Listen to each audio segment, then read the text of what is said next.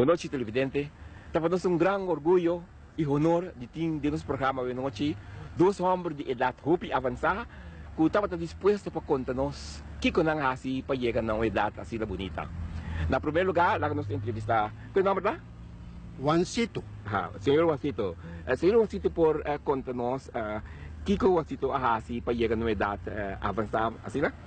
Well, lo que mais assim, é de beber leite menta, beber leite merdia, beber leite noite, comer bom piscar na menta, comer piscar na merdia, comer noite também, mesmo piscar. Bonita. E quanto a senhor Juancito tem? Well, começar a 90 anos, seguro. Televidente também com leite, tão bebida com hopi nutritiva, né? E também com piscar, tão comida com hopi proteína. E também com dormir na hora, está sempre também bom para a saúde. Mas já não que mais, senhor Juancito. Alô, menino. Ok. Lá que nós seguimos com outra entrevista aqui. Quanto aí, senhor? Qual é o nome lá? Dom Juan. Dom Juan.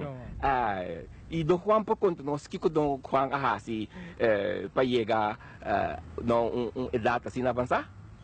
Beberão mainha, beberão merdia, beberão tarde. Corre parando mainha, merdia, tarde. Perde sonho. E televidente também que enviar bocai Roma, então também paranda por...